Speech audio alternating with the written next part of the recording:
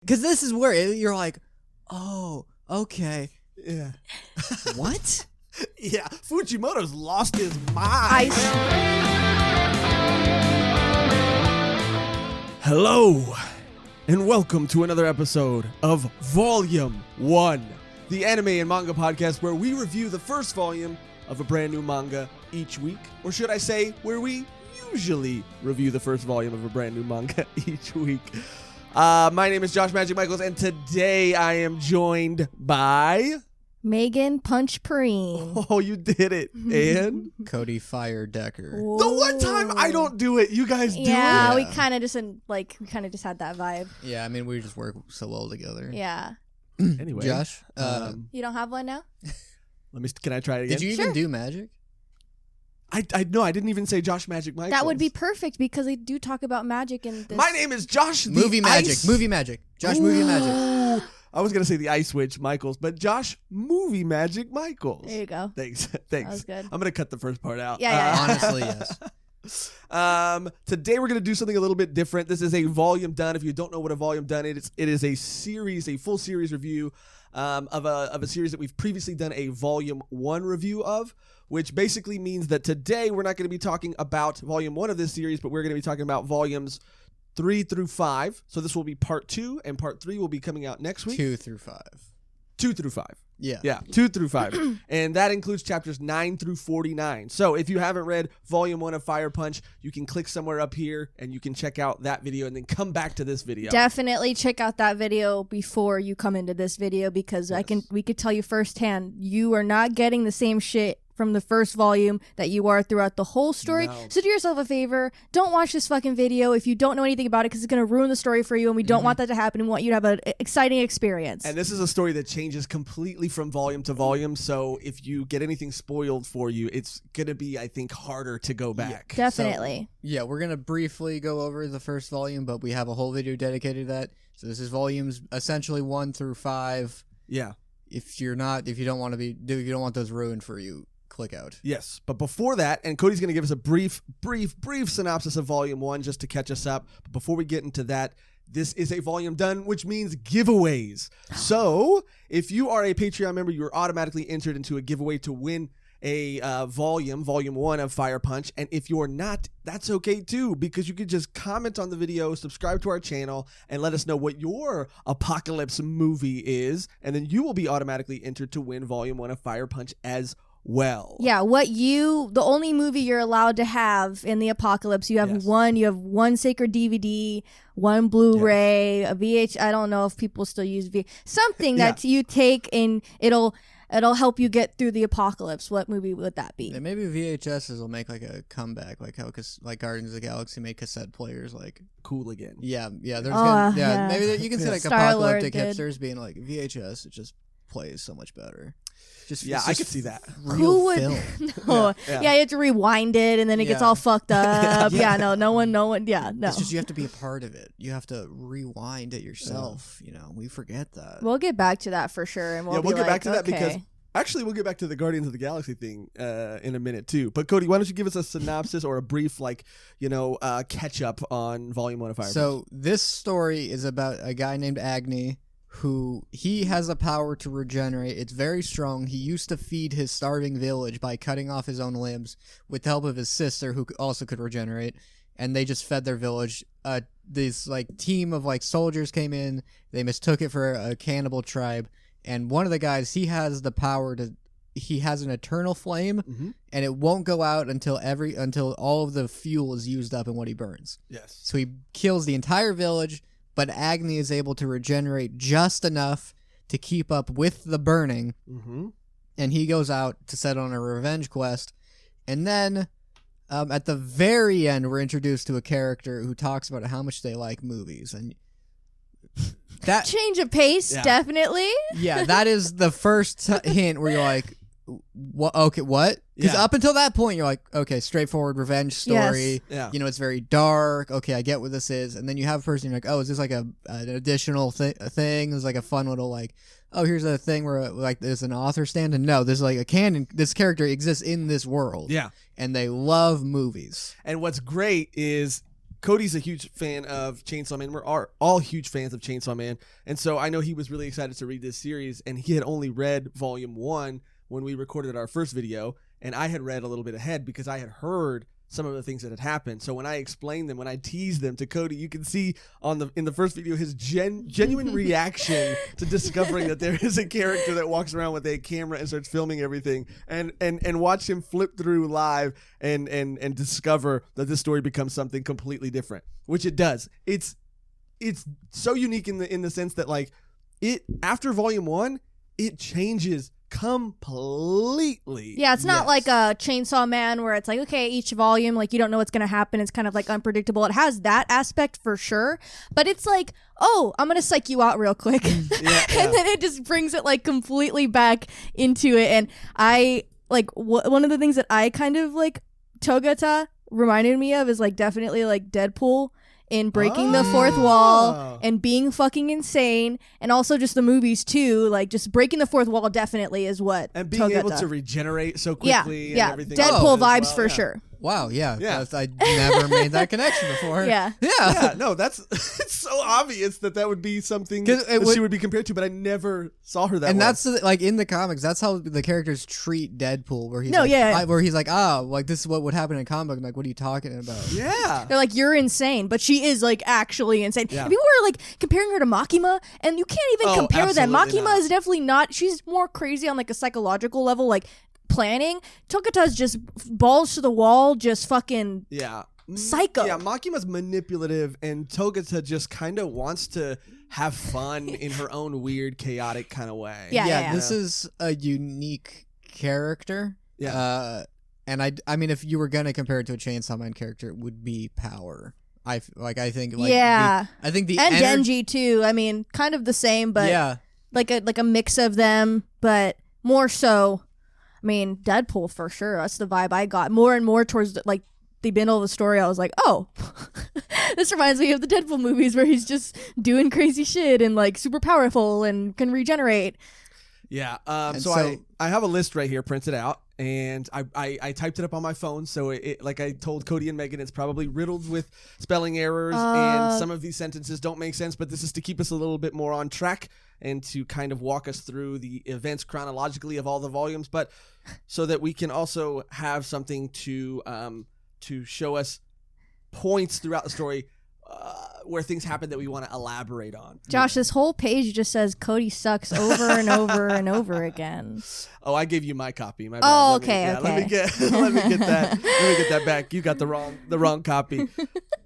Yeah, I think there was some sort of spelling error. Some very bizarre grammar errors on your phone to cause this. He went into shining mode. Autocorrect. Yeah, he's just typing the same thing over and over again. You can tell I typed that a lot because my phone just autofills it for everything. It's like, did you mean Cody sucks? Probably. Did you want me to say Cody sucks? So this story, where we're at now is Agni, like he already is like confronts Doma. Yes. Yeah. He already confronted Doma at the very end, I think. At the very end of volume 1, and he lost that fight, and he lost his head. Yeah, because he's going he's crazy. a little hot-headed. If you say that. Shit. Josh, he's the headless horseman. So they're transporting his body to a train because it's like, this regeneration is insane. We need to like do this special thing. But they're also like, he's not that. It's not like this is a unique case. We have a protocol for super regenerating people, and then so he's on this train and. Someone else, that's when we meet Togata. Yeah. More in depth and more like, oh, okay, it just kind of introduces like how the flow of this character is going to go and like the pure like screen power this character holds and like the power she shows in this train scene is like absolutely insane. Yeah, and I do want to point out really quickly too, having gone back to compile this list of events, there is a moment in the first volume towards the very end where the people of Behemdorg or whatever Behemdorg, where they talk about Doma and how he's crazy now and how he's like lost mentally his mind ill and he's mentally insane now, and that is paid off in a beautiful way later on in the story. So I just want to mention that so that when we get there, that makes a little bit more sense. But that is So Togata's main goal is to film a movie. Yeah. And we should mention that she is going after Fire Punch. Yes. She's going after Agni. Yes. As the main character, because she sees him and she's like, oh my god, this guy's flaming on fire. This is the most exciting thing I've ever seen, because all of her movies got burned, so now she has nothing. And that has a beautiful payoff. Yeah, we have to mention that, because she's kind of just like, I'm bored, because she's lived so long. She's, hundreds of years people old. People who are blessed with these regenerative powers live for hundreds of years, right? And so she remembers the world before it was an ice world, before it was frozen. And she talks a little bit about that later on in the story. But yeah, we're on the subway. Togata wants to make a movie, and she makes an appearance against these 3 regenerative blesseds that are attacking Naneto, which we met in the first volume with like San and Naneto, and they're in that like fucked up situation. Yeah. Naneto's about to get like pretty much assaulted, and Togata, you think, is gonna save her at first. She's like, no, assault her. It'll be good for the movie. And they're like, what the fuck is this bitch saying? Yeah. And these 3 guys are set up to be like beasts. Like they're set up to be they're like, we're the anti like super team, basically. Like when there's when someone causes trouble, we're the team that's sent in to take them out, because we can regenerate super fast. We're super trained, we're well equipped. And then Togata, she mows through no, she really does. The fighting style like kind of reminded me of Kobeni. In the fastness. Okay. Yeah, it's very fast. It's like, knocking a gun out, catching it, shooting someone with it. Yeah. It makes sense. Like, this if you live for this long and if you like put any effort into learning how to fight, like there's all that training, it's gonna it's be unstoppable. So clean too. Like all the fight scenes, you can like easily see all the hits, all of the killing. Like it's such a good scene, and like it was so much like compared to Chainsaw Man, I just feel like it's so much more clean, like with the fighting style, because it's more gritty and like way more bloody, I guess. But this, you could clearly see like the moves and the hands and like everything. It's just awesome. My only issue though is with because yes, you're absolutely right. But with Agni, sometimes the moves are a little hard to see because he's on fire. Because he's on fire. In flames. So I find myself a lot of times looking at panels like, what is happening? And I have to like stare at it until I see it, Yeah. With Togata, like anytime they fight, it's very okay. Like they do this so that sets them up to do this move. So it's like, oh, this is like this like fun, crazy person, but they're very calculating. Yeah. And their personality makes you like forget that. Yeah.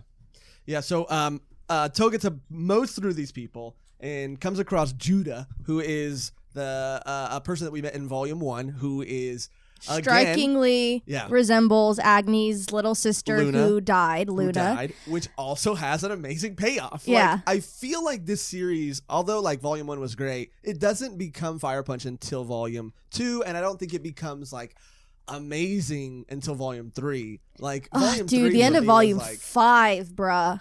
Oh, like it totally. It's like not exactly. It's like Chainsaw Man. It's like, okay, all these characters are kind of going their ways. I'm not going to say what yet, but it's like everyone's going their separate paths, and then you have the last character who's just there and has to deal with all the repercussions, and it's just like, oh my heart, what's going to happen next? I know. So Togata comes across Judah and we should after she kills all of those people. Yeah. She's like, she get the little girl. It's like, you're gonna be my camera girl. Yeah. And I was like, huh? She's like, just keep rolling. Don't fuck up. And then there's more fights, and you get to see like, oh, that blessed regenerating team. They have like cybernetic implants, which go into the Wolverine. The endoskeleton. As far as being like, if you were gonna install implants, it'd be best to do it on someone who can like regenerate easily, so you can just sort of plop them in there. Yeah. And they kind of paint out Judah to be like a bad bitch too. Like she can put up her own, but compared to fucking Togata, it's just instant death. Togata will even be like, that all right, cut. That wasn't exciting. Oh yeah, that was so we're fun. gonna have to just cut out that whole, because they keep saying the same thing about they're gonna get bored. The audience is gonna get bored if you keep saying the same thing and showing the same character. And she does where she sees another person with regenerative power, she's like, we've already done this before. Don't film this time. I'm just gonna fucking take care of this. Just cut it. Cut it. Yeah. She'll explain, all right, we're gonna go to this place. place, just cut the camera now, and just start it right before we get to the place. It'll be very good for the thing. And then like in the manga, it cuts to black, and then they're doing the thing. Yeah. And so that's when it gets to the point where she comes across Judah, who's set up to be in Togata's mind this big villain, and she turns out to have regenerative powers too, and it just becomes this whole kind of like back and forth between them where you keep wondering, like, is Togata gonna continue to just be able to easily murder everybody? And sure enough, yeah, she chops Judah's head off. And which is like nothing because they can regenerate, but what's interesting about the choice that she makes this time is that she doesn't kill Judah, even though she could. She throws Judah's head out of then she the like subway, kick it, or kicks it out of the subway. Yeah, she kicks it out, and then she's like, "Yeah, she'll be back. I mean, it'll be interesting for the story." Yeah, because she's doing it to make the story more interesting, right? Yeah, which is what I love about her as a character, and this can be easily done poorly, or I mean, people definitely from the first volume when going into second volume, people drop this shit for sure because it completely changed, and like I don't know. I mean, honestly, I prefer this. It's like wacky, and like I've never seen something else like done like this, and I feel like it sets up all the characters so well, even though they're like explained about what they're doing, and like it's all calculated through Togata's like direction, but it's still like awesome to see it played out. And you're right. A lot of people, whenever you talk about this series, I'm curious to know exactly at what point people check out, because a lot of people talk about how they really enjoy it, and then it takes a turn, and then either they love it even more or they hate it completely. Yeah. And I'm wondering if that's around this volume or if it's around volume 3 that happens. I would think that, because around at volume 5 is where you're like, whoa, that's when you hit another thing of like, what the hell is going on now?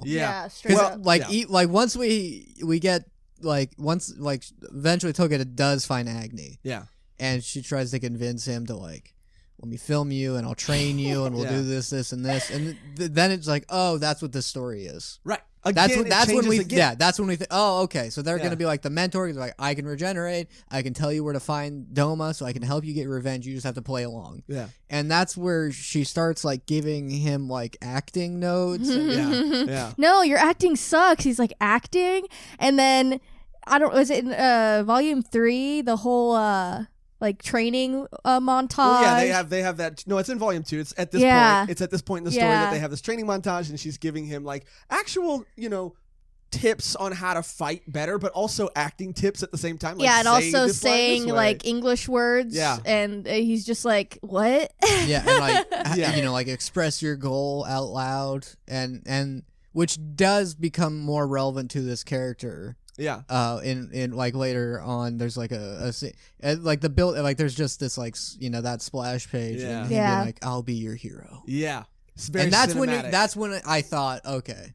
Yeah. Now we're back to it's a superhero type now story. I know what's going on. Yeah. That's okay. All of that was like, which is like almost half of the second volume is like this Togata person introducing them, setting up their camera girl. Yeah. Like the camera girl learning and getting better at it, which is fun seeing her be like she gets a good shot, and Togata's like, good job. Like, huh? And then Neto just like eventually likes filming, which I think is so cute, and like gives her purpose, and it's like, oh, it's so cute. Now the second half of volume 2. Yeah, well, hold on, let me see. One thing I wanted to say about that real quick too is that what I really like, because we're about to get into some more dark shit, but what I really like about that moment whatever too, it takes, I'll kill Doma. And where more angry. Yeah, where she's training Naneto, and she's like helping Agni with his acting. What I like about Fujimoto and what he does in this series specifically, more so I think than Chainsaw Man, is he really takes his time with building these character moments. There will be panels upon panels upon panels of them just sitting in a fire, and nothing's really changing in the panels.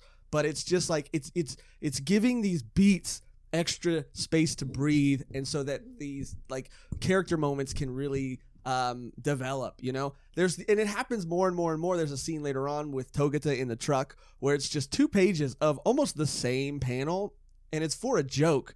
But I've never really seen someone give that much time and that much space to something. It's kind of like feeding the fire, you could say.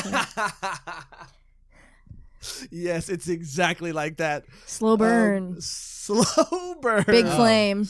big flame. Keep going, Megan. How many more you got? Fire punch. That's good. Instead of one punch, it's fire punch. Yeah, I almost wore my One Punch Man shirt today too. And I was dang, like, two on the nose. Two can't. Two. What is it? What's that word? What is it? I don't know. I think it's It's a mecha. Meta. Too Mecha. It's mecha. Too mecha. But now, Cody, lead us into what happens with our boy Sun, because we see Sun again and we haven't seen him in a long ass time. I don't like this part. If you don't remember, Yeah. Sun had after almost being raped by dogs, Sun has his legs chopped off by a pervert, and the stumps healed. You were right. I thought they were regenerated. No, the stumps were just like sealed up by someone who had the power to heal others. And because people told him, they've been telling him that the only thing worse than dying is them knowing you're a blessed and being captured. Yeah. And we find out that is true. Oh my Yeah, they're God. on some dark Matrix shit Oh over there. my God! So it just shows, shows people that are blessed with they're very skinny, malnourished, but they're still being fed through a tube. And depending on what power you have, they assign you to a group that have the same powers, and you're basically just like a hamster on a wheel for power. So like electricity, flames. Shit like that. And Sun obviously has electricity, and there's only like one other guy that also has electricity. Yeah. And he's like, thank God you're here. I could finally rest a little bit. And it's just it's so they fucked. say you never get used to the pain. You only sleep for like 2 hours. Like it's horrific. This is the point, the first time in the series where I started feeling sick reading it. It was bad. I felt sick in volume 1, but this is the part Yeah, for and you he's that just made you sick? you're just seeing, and it's not like they have like, they captured like 5. No, There's no. a warehouse full of these people. Of slaves, and they're just so that's all they do. That's all they live for. And they don't even want to live. They hope that they get sick and die. And this guy does give, this like, he gives the realistic, the classic, when you get a new job speech and you get the old employee, and he's like, the pain is something you won't get used to, but it's okay because someday we'll die. And then the pain will go away. And Son that's is the like- classic speech that everyone has when they enter a new job. I thought that was a nice little thing of like, clocking in. God, Clocking I loved it. in. I didn't love it, but and then San starts talking about Agni, and he's like, "You guys, I know he's gonna come save me. He's a god. Like he's really saved me, and he's a god." And they're like, "Who? Yeah. Shut the fuck up, kid. We're trying to sleep over here." And he's like, he just keeps talking about Agni, and then eventually he keeps telling stories to these guys, and they're like, "Hey." They're like, "Can you tell what us else some do you more?" know? Yeah, he's like, "Can you tell us some more stories about Agni?" And he's like giving them hope for living. And But it is kind of that moment of them not wanting to hear it, and then slowly one guy's like, well, actually, tell me a little bit more about him, and then another guy's like, I mean, a little bit more. I mean, what else are we doing? I mean, I guess I can lend my ears. I mean, and we're explaining where like he's on fire constantly, but he still keeps going. And it's like if there was ever that's the start of it. This idea of being like a martyr. It's just a living person on fire who still keeps going. That's got to be inspirational. Well, to for anybody.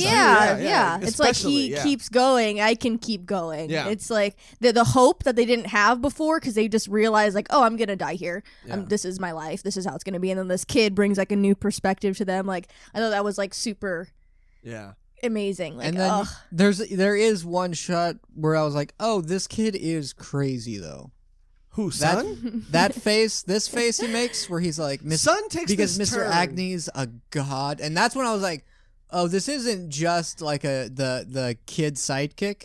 No, this is a crazy person. Sun takes a turn at a very early point in the story, and from this point on, he becomes like this zealot almost. Yeah, like but I mean, his eyes and the way his eyes are drawn and his facial expressions are drawn, he's like. Something is different about him. He's yeah, no not shit. there. He had his legs cut off and almost raped by dogs. Who wouldn't be fucked up? I mean, but the choice, like the person he decided to become after that, is he's a just little he's odd. just Fire Punch simp now. Oh yeah. And he has nothing else to live for but to believe that he's going to be saved by Agni again, which the first time was a coincidence, and all those people, like, all of it's a coincidence getting saved by him, even in the later volumes when he chooses to save all those people. But and I'm not saying it doesn't make sense for no, him to start, believing and acting that way, but he gets radical real quick. It's just weird to see. He gets radical real quick. I do want to just kind of power through the rest of volume 2 because I mean, there's not much else that really happens. It's training montage stuff, and then some movie quotes.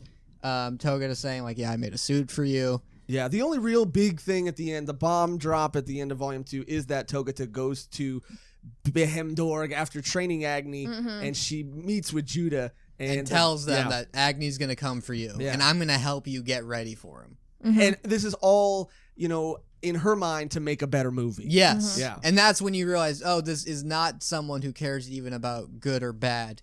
They just want an interesting story. Yeah. Yeah. And I like it. Togata is chaotic neutral. That's when you realize, like, they aren't training. I don't know if it's about neutral. I think it's chaotic. No. I mean, she is chaotic. But she is chaotic neutral because she's neither good nor bad. Yeah. Like, if she's not chaotic, if she was chaotic evil, she would be out there, having people dogs do stuff to folks. Yeah, that's fucked up. But that is chaotic evil. That was a cool ending to volume 2, where she's just like, I'm gonna team up. We're gonna kill him. Yeah, and I'll tell you how to do it. Ending on another note of like, what is this story? Who is now? I don't even know who this character is. Exactly. I thought, like, I had all this time, I thought I knew them, and then you're like, they were playing the role of a mentor to Agni, and now it's time to play the role of the villain assistant. Yeah.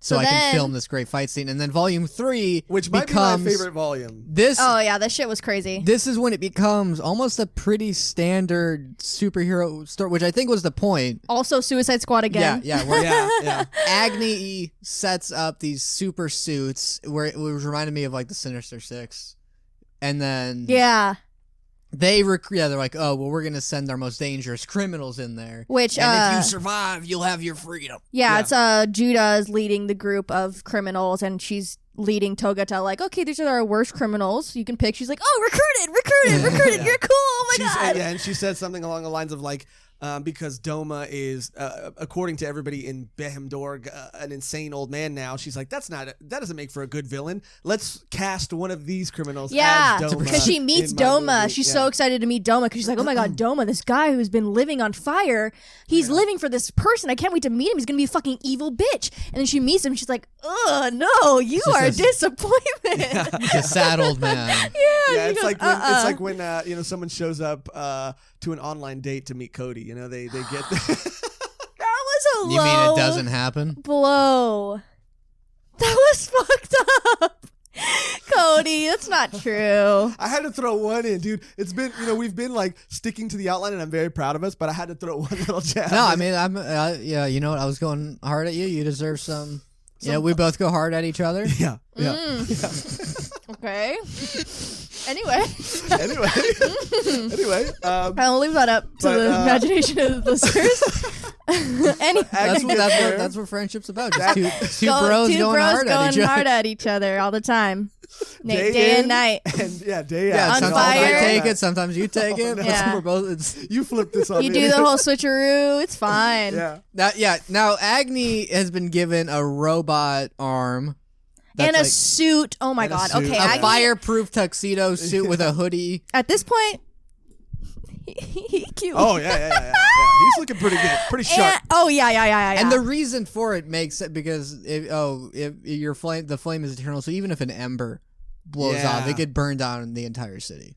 Yeah. So that's what they're trying to avoid, him going to the city. But then they don't make and that's why he has the hood, is to cover up over his hair. So it all makes sense. And then this is totally like, it's just become a comic book now. Yeah, the team set up, ready for him to get there. They all know he's coming. It's all set up. Togata's leading him to these people to see the fight, film it, and then he's walking down, and someone's like, help me. And he looks over, and it's this little boy just all fucked up and a bunch of slaves, and he's like, fuck. And then he just has this realization of like, why he's like living and like doing this, and like makes a decision for himself for the first time in like we don't know how long. Well, that's because I think he, ever since he met Doma and saw Doma again, he's been struggling with what his purpose is. That's what his narration as he's like going there is, all right, I'll kill Doma and then I'll be able to die. Yeah, because that he seems wants to die. Like he is. That's all he wants. When it goes into his Let my narration, boy sleep. yeah, this is just a kid who feels like he has to live. Is the only reason to live is to get revenge, and then that he can finally die, knowing the person who killed his sister is dead. Yeah, but he's not like, I'm gonna make them pay. He's just like, once I fulfill this duty in my mind, He's I on can like just die. autopilot. Pretty Yeah. much. He's just like, okay, he's like a robot, and then now he's starting to feel things and like. Yeah, this is when he makes his first real, because he's literally being directed. So as on everything, and now he makes a decision that instead of going for revenge, and then he like has this like flashback of like he sees himself as a kid and like who he used to be, and is like, what would I have done? I would have. Like Punched saved it. them, and Yeah. that's and when then he's he like, I'm does gonna save everyone. and then he lets them loose, and Toga's like, "What the fuck? This is not in the script, you asshole! Yeah. Like, no, you're not supposed to be doing this." And then he lets all of them free, and they start leaving, and then they rescue San, and it's a really cool scene. Yeah. I love that scene. Yeah, it's because to Cody's point again, it becomes that thing where you're like, okay, now I know what this story's about. It's about this guy finding out that revenge is pointless and Yes. saving others is more important. Yeah, no, and then Yeah. no, and then down the line Yeah. it just Yeah, then it's completely. like, oh, okay, it's not about that yeah, either, I no, guess. that's Yeah. the whole story. You can't get too fixated on what it's supposed to be. You just have to go with the flow. And that's like Absolutely. Fujimoto's style. Yeah, he saves he saves the slaves, takes them outside, and actually gets dragged outside by Yeah. this guy who's a blessed that has the power to control metal. He's got this magnetism ability. And that's when the action Yes. starts. And if you're looking for action in a series, Volume 3, around the middle of Volume 3, beginning, middle, Yeah. it becomes a fight, and it becomes a dope fight. Yeah. And it's like a fight at first, and it's like awesome. And I wrote down too, like Fujimoto just loves to draw his main characters getting just beat the shit out of. Oh, That's why yeah. like Denji has regenerative abilities. That's why Doma has regenerative. No, not Doma. Agni has regenerative, and it's like he just wants this fight because it's way more interesting Yeah, when they and can like fight more than just like, okay, I'm down. Yeah. Oh, I got fucked up. That's it. It's like, no, I wanted the back and forth like Yeah. getting fucked up. It's way more interesting as a fight. That's why I think regenerative powers are usually like, I prefer those. That's why Wolverine is so powerful, is because he's the one who ends up taking hits, because he's the only one who can survive taking a hit. So that means if we're gonna have fight scenes, we should have Wolverine. So he just becomes like a bigger part of the universe, because it's like everyone else has to either get one hit in or just never get hit. But you have someone who can regenerate, you get to have them like take a hit, show like, oh, their willpower is still strong. You can show techniques and stuff, and show like the opponent still being skilled in what they do, and it's not like everyone is just an easy fight. Yeah. And what I really liked about this fight too, like Megan was saying, is you get to see Agni. I mean, Agni gets whooped on hard. I mean, he's literally getting ripped apart by this guy. And to your point, Megan, as well, about the fights being beautifully drawn. I mean, this fight was I enjoyed reading this fight more than I've enjoyed reading a fight in a long time, because obviously watching fights in an anime for me is a little easier to follow, and because you have music and motion, it's more exciting. But reading this fight felt like watching an anime, because like it's the build up. It's the fuel to the fire throughout the whole series. It's like, okay, we're gonna watch, and you see him fight people, but it's just decimated. Like they don't have it's just, oh, I'm gonna touch you, you're dead. Like that's how he just burns people. And like Toga, there's no real fight because she's just fucking everyone up. But this was like an actual like, oh, he's getting fucked up. This is like a thing where they're trying to protect the whole fucking city, and then he's well, you had one job. Well, yeah, because you had one job, bro. Judah tells these guys, like, look, fuck up Agni at all costs, kill this fool at all costs, incapacitate him at all costs, but whatever you do, do not let him anywhere near the city. Don't do it. Yeah, he will decimate it. Don't put him. That's the only thing I ask. And Judah's like having this like fucking moment too, because she got told nothing's real by Togata. She goes, "Oh yeah, your religion is not real." Oh yeah, we forgot about. Well, it's like she also knew that though, because she has this flashback around this time too, where her dad, who is.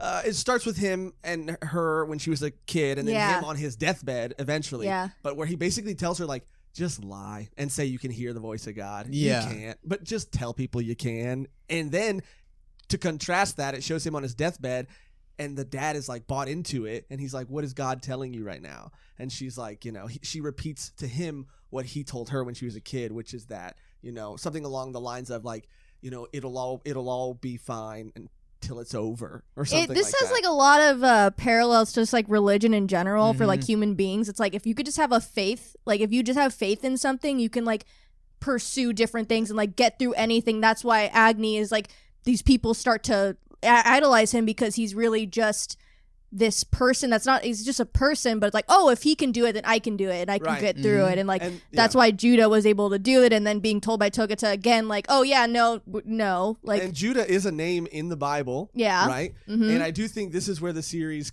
becomes a look at religion, because this is where the slaves are looking at Agni, and they see him as their savior, someone who saved them, and as a god. And the guards are looking at him as a devil, someone who is ruining their life and taking away their livelihood. Their firewood is what they call. Yeah, that's what they call it. Yeah, and that's why, because eventually Agni does get like knocked into a building and it like sets on fire. But I'm like, I don't really feel empathy for this city at all. The only reason it survives is because they have like 50 people like suffering.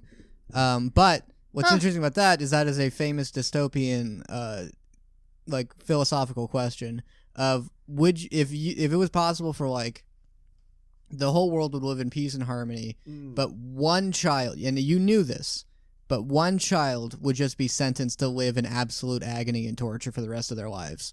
Is that justified? Right. Well, that's what this city is. So I if it is a reference to that, like, it's question? That Watchmen thing, right? Where like at the end of Watchmen, the comic book, Ozymandias proposes that question to the Watchmen. I'm offering world peace. Billions and billions of people will live in a peaceful world, but it's gonna take killing a couple 100,000 people. Thanos shit. Some real Thanos shit. And it's like the question, and then the guards even at this point are like, like one of the main guard or whatever is like, shoot them, like they're just fuel, like they're just fucking fuel, like no one gives a shit. They've been dehumanized. Yeah, and they're like, we're just as human as you are. And the guards are like, oh fuck, I guess you're right, I haven't really talked to y'all. Yeah, they've never had to interact with these people or even think about it. And they are like, they're mutants or this, or that's their duty in this life is to serve us. So, like, that's what this whole city is. So it is like, but this is like one of the strongest civilizations left for humanity. So it's this question of like, is a utopia justified if it's built upon the suffering of the minority? Which, I mean, that's, that's not a fake question. No. Right. No, I mean, there's unfortunately, some parallels there. But I think also like groupthink becomes like a huge part of this too, because all of a sudden it starts to spread amongst the slaves that he's a god.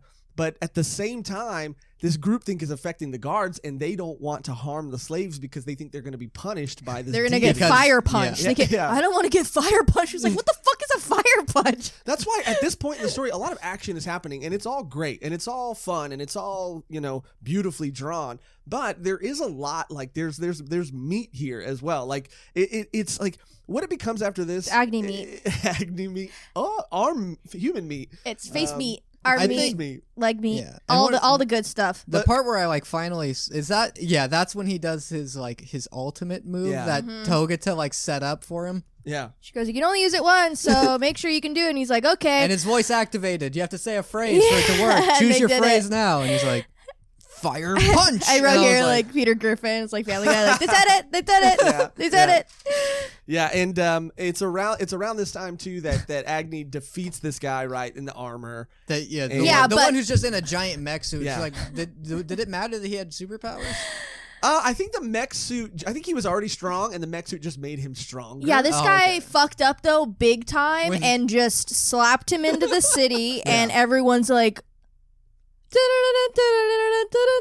And everyone's like, fuck, and it's just flames, eternal flames. People are dying left and right. He's fucking dead. Everyone's dying, and it's hilarious because it's like the one thing that you didn't have to do that you fucking did, and now it's pointless. All of it's pointless. Yeah, what's also hilarious is that what starts to happen is that all these things are being perceived by bystanders as like almost the birth of a god, in that like when the magnetism guy pierces Agni with a metal rod, he uses that metal rod to lift Agni out of the atmosphere. And then he like comes back, which is Chainsaw Man. Turns out is the thing this author is a fan of. Yeah, he likes doing it. But I think he did it in a really cool way. He chops his head off. Agni chops his own head off and throws it back down. And then as he's falling down, he's like regenerating. Yeah. Fun use of regenerative powers. He's Very a monster. fun. And because the whole thing is like it's people on both sides of this, like the Behemdorg like citizens and then the slaves. Like, well, was it? And then this is two people. Both sides don't care about this fight. Yeah. The criminals are doing it because if we do this, we'll be set free. And then Agni's like they're in my way, but there's no like he didn't like. There's way more motive being put into them than they're putting out. Yeah. And at this point, everyone's dying. They're like, fuck it, whatever. And then we get a new character that comes out of nowhere and on a fucking truck. Yeah. And he just pulls up and he's like, oh, Agni, I've been following you. Like, you're my savior. Like, I want to follow you. And like, you're the best. And everyone's like, oh, okay, this guy's just here to save us. Cool. Just get in the fucking truck. Like, it was just like, He just came out of nowhere. It's another character introduced. It was great. I was worried that it was gonna be like they're just gonna be slaves somewhere else type thing, because he's like, get in my truck. It's like you just got out of a cage. I don't know about you can't trust anyone in this story. And he has a baseball bat that he's able to like deflect bullets off of. Is that like his bless? I was unclear on what his ability. He says it's one thing, but then he's able to do all these other things. So I think it's a little more vague. But this point in the story is where it started to feel very, and I'm not saying this just because he had a bat, but it started to feel very Walking Dead to me. Walking Dead, Mad Max for sure. Mad Max when they're like driving and he's wearing people a wrestling mask too. Yeah, he's wearing a luchador. Because what happens now? It's a fight among all these people during a driving convoy. Mm-hmm. Yeah, that's where and Togata like just like casually like jumps inside of a thing and like does a thing, just kills everyone and like starts driving while like singing a she's like oh no, I'm scared. Togata like does the soundtrack. Oh yeah. So they'll like do like the blong or like during the fight she's like just humming a it's hilarious. One of the best characters. Oh yeah. To have, because they always contrast anything happening. Yeah. But like it doesn't feel out of place. It's like these are all these just fucking crazy people. Uh-huh. And just to get through the end of volume 3, what happens basically at the very end is that we meet this new character who looks I think he looks very cool. Oh, you know who he reminds me of? Who? Hitman.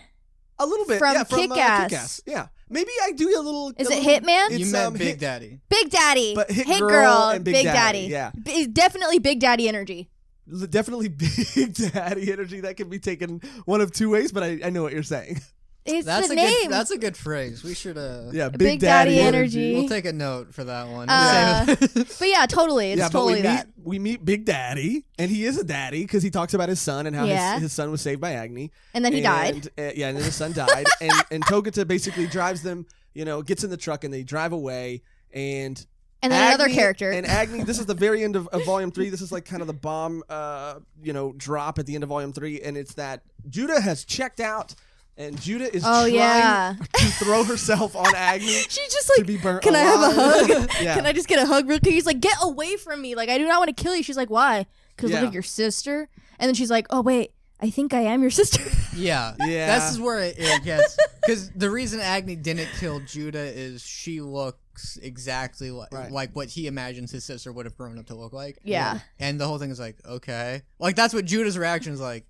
I mean, I guess, I'm not your sister, though. Yeah. And he's like, but you look like her. And it's like, no, how would you know? Like, is it? Yeah. Like, but that, like, so she's like, initially like, no, that's not how this works. But like, she's like, first she just sees her entire city just burn down in like a minute. And she also is aware because of like I said earlier, what her dad told her, that it's none of this is real. Yeah. So she's finally like, okay, it's burning down. I'm done. I'm out.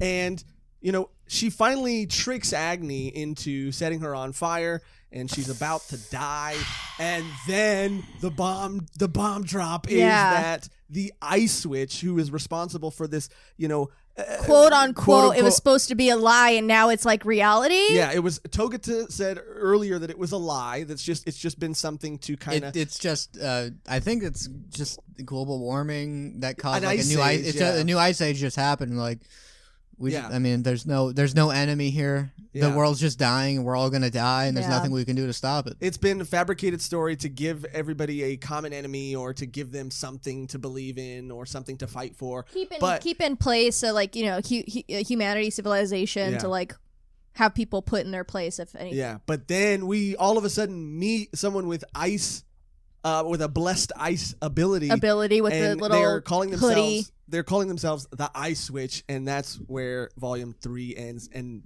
that's where we get taken into Volume 4, which was Volume 3 and Volume 4 were my favorite volumes out of this chunk. And also just one of the insights into Agni's mind is when he's hallucinating that it's Luna, and it's him as a kid, and he's like, why did you tell me to live? Yeah.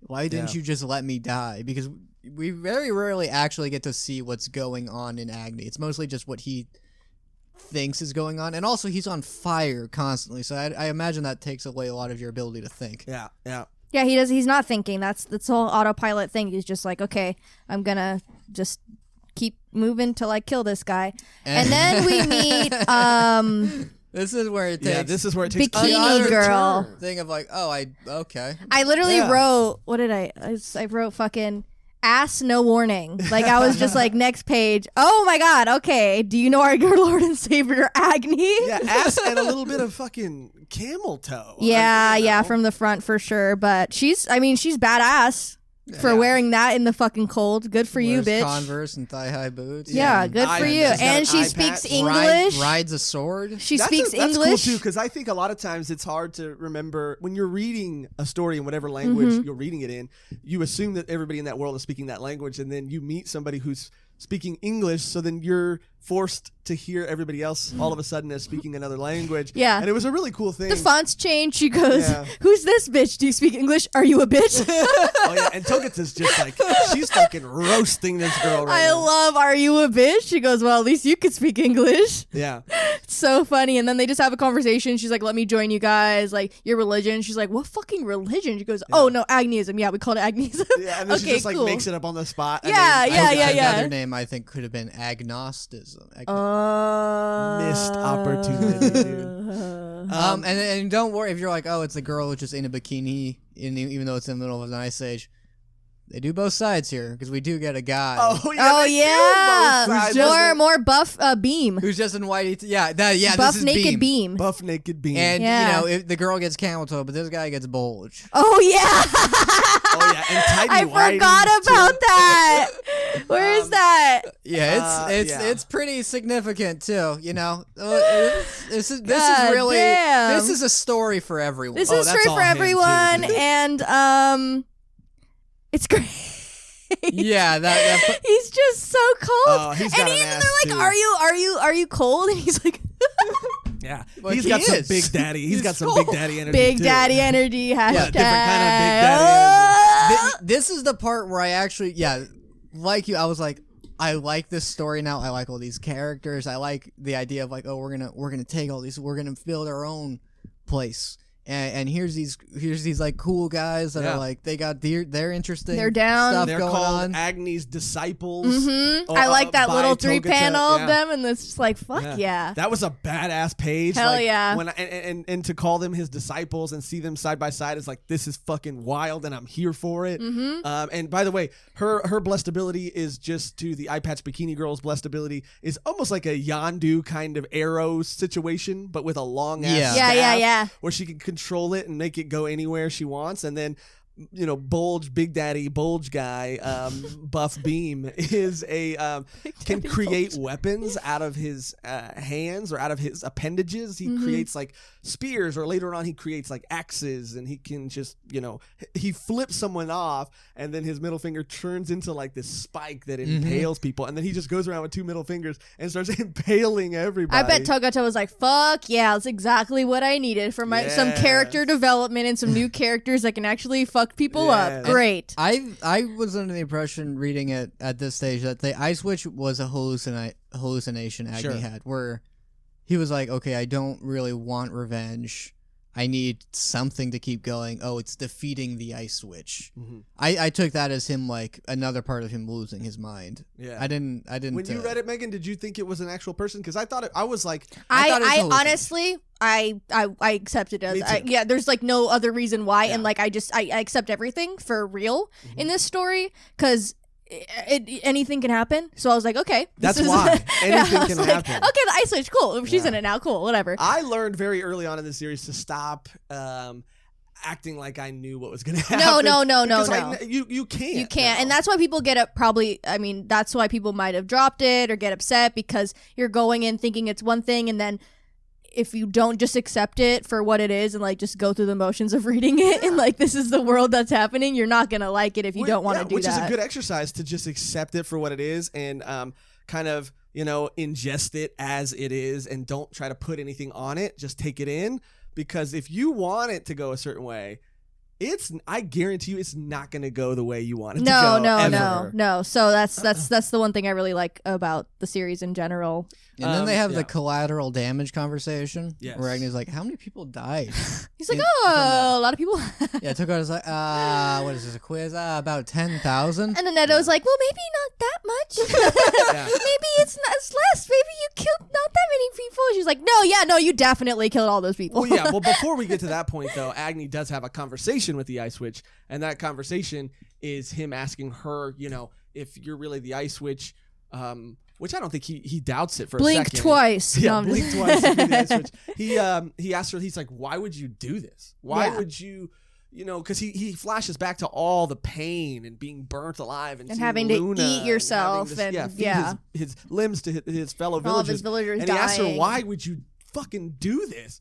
And she's like, because I can and because I could. And more specific with a question mark. She goes, because I could. Yeah. And that plays weird. Into like the Don't whole. You like snow? Make a snowman. She does say like, don't you want to throw a snowball sometimes? It's kind of like that. Like, just because you can, you know, you do. And that's just further going into the abuse of power in this whole story of how there's losers and winners in life, and you're one or the other, and this person's a winner and could fuck shit up easily if they have power and could abuse the power easily, and that goes into it. And I also like how, you know, it shows and he was that crucified with ice spikes, and that's obvious, but it's worth pointing out. It's worth pointing out. I like that it also, like, you know, sometimes I think in stories people romanticize why they do things for a better story, but this is time and time again a story that just says like, people are just fucking crazy.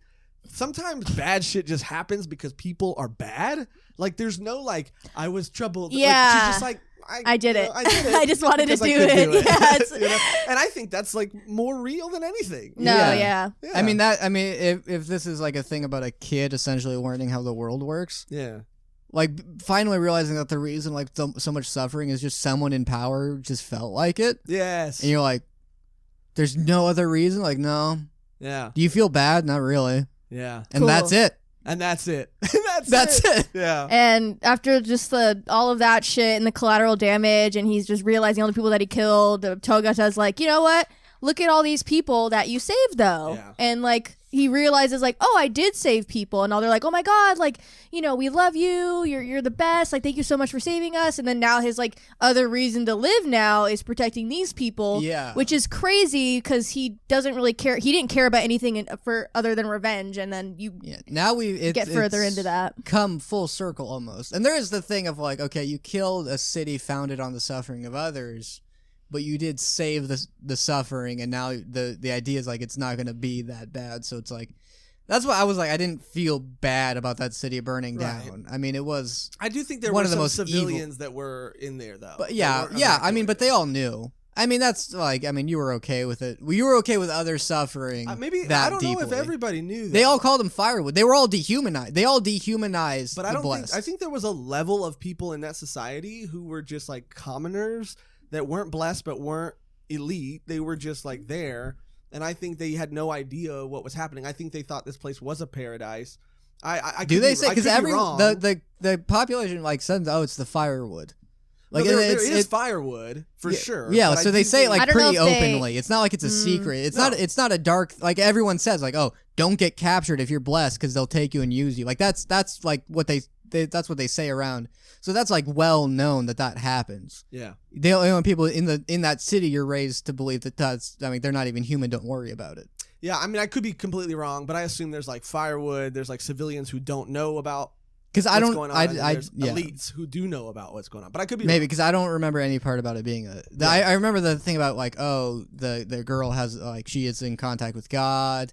That and like the ice witch, those are like secrets, but I don't remember anything about firewood being secret. Because Luna and her group was trained to manipulate people and lie to them about hearing the voice of God. So there's probably a group of commoners in that city who are lied to and told that that these things are happening because of a greater being telling them that this is something that needs to happen. And so that's why the thing about them being firewood is that they were told this is right. Well, if anything, there's a group of people for sure then who are at least brainwashed, and that's not their fault. They talk about that too. Yeah, the brainwashing and like all that fun stuff. Oh yeah, they'll talk about that. And we'll see, and we'll figure this out, and we'll get back to it at part 2 of this review, because I don't.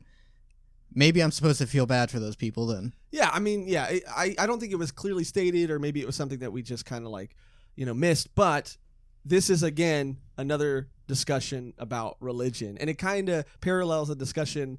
Cody, you were telling me about a book that is a fictional story about this guy who was a friend of Jesus. There's a book called Lamb, the Gospel According to Biff. Yeah. And it's the premise of it is Jesus had a best friend named Biff who was written out of the Bible, and he's been resurrected to tell his like full story. Like Biff from Back to the Future, kind of, but not at all. Just in name only. But I imagine him as Biff now. Imagine the attitude, because he is very like, I want to have sex and I want to do this, and Jesus is like, I can't ever have sex, but you can, and you can tell me what it's like. Bro. Yeah, you do you, bro. But no like judgment here. It's like it's a comedy, but it's not like a parody. Is that like, because they still like explain stuff about like the religion and like how like because the author like went to that area and like went around and like learned how like, well, there are parallels between Jesus and Buddhism, and actually it would have been reachable in that time for Jesus to go to like Asia, learn those and come back within that missing 30-year gap. Yeah.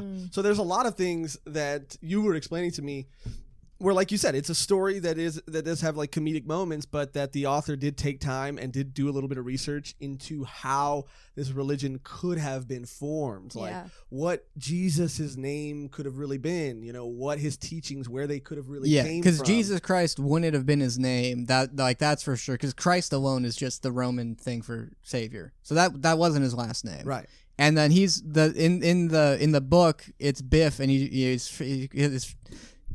Jesus' name would have been Joshua, which is why I was hesitant to say it, but because that's I forgive you. Your name is not Joshua, though. It is. That's a good point. Oh, it is legally. Yeah. Oh, because I guess I short for Josh. Yeah. Yeah. But you don't like people call you Joshua, though.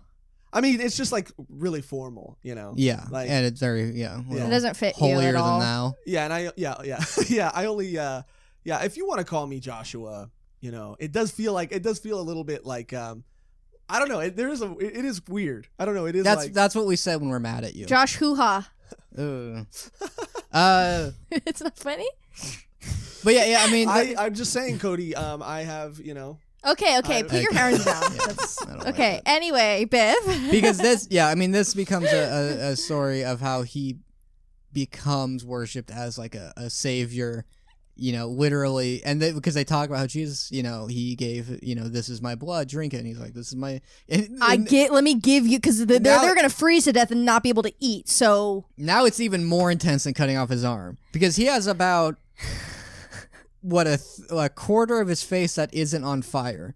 Yeah. So they they slice that off, and leaving just enough for him to regenerate from it. And that's all that town is eating. And I love the point that Nanetto brings up when she just goes, hey, Toguta, can I just talk to you for a second? Do you think if we just like cut that part off of him, he could like stop burning and then maybe regenerate and be fine? She goes, nah, let's get this guy burning. Don't tell him you fucking just said that. Yeah. It's so fucked. Which is funny because fucked. like as I was reading, it's like, wait, doesn't that mean this? And I carry, hey, doesn't that mean this? And no, shut up. Shut the That's fuck not what this. up. That's not what Do this not is. tell him that. So everyone's just eating his face meat. He has yet again brought another village to cannibalism, which. Yeah. Give it up for Agni, huh? Give it up for Agni. Give it up for our boy Agni. Give it up for Agni. You did it again, He did Agni. it fucking again. He's flaming hot. Yeah.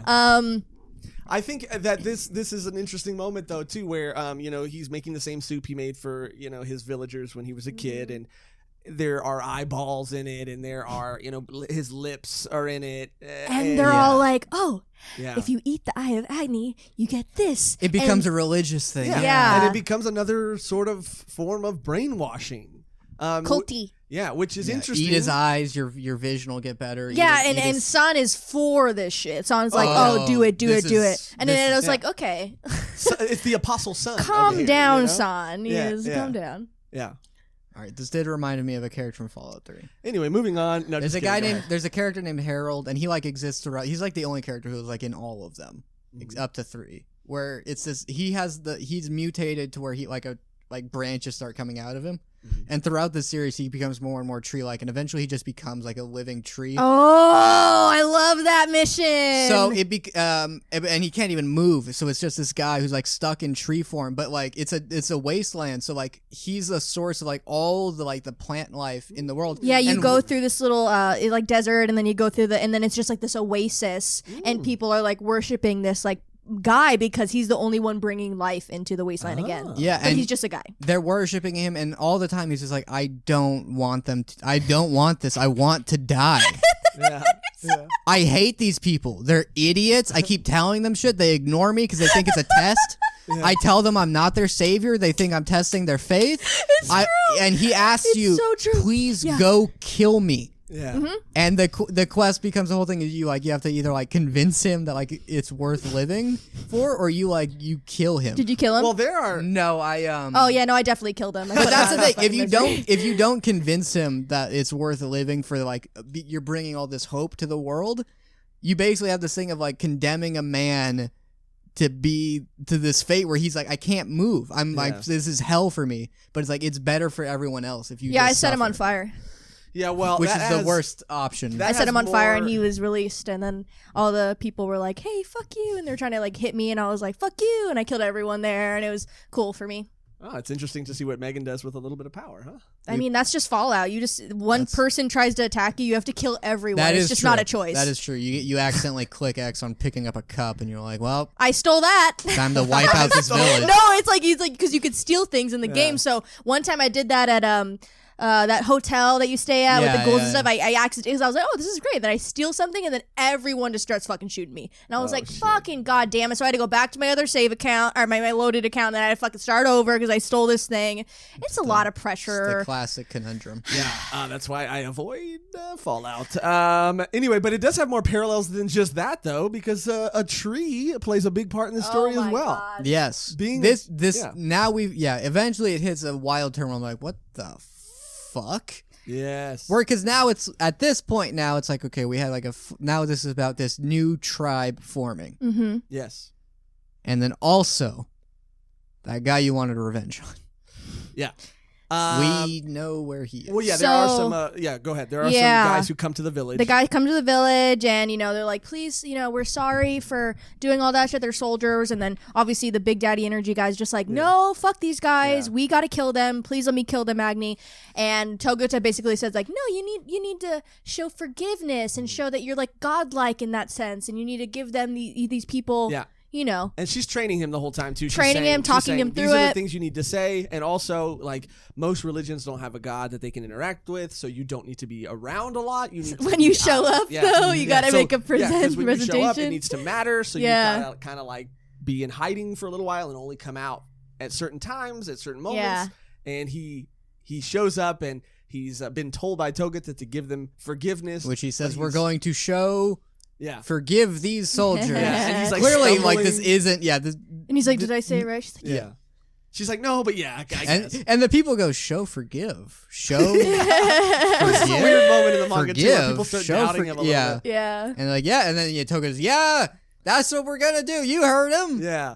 But yeah, none of this is really Agni's choices. No, none of it. None of it And really some is. of the people, like the eye patch bikini girl, she gets wise to the fact that Agni's not a god at all. That he's just a dude. And she's been like kind of sworn to secrecy. And for the most part, she plays along because Togata tells her she has two options. She can play along, and her family that she cares about can be saved, or she can, expose Agni and ruin everything that they've set up. So this eye patch bikini girl kind of just says, fuck it, I got a play good along. setup here. I got some face soup to munch on. Yeah, like I'm gonna keep it chill. Yeah, I'm gonna just be quiet and munch on my face. Yeah. So that happens, and then Pass me more Eye of Agni. and then you find out Judah's not dead. Yeah, Doma's, they set Doma free before the village or the town city burned. And also Judah did not burn to death.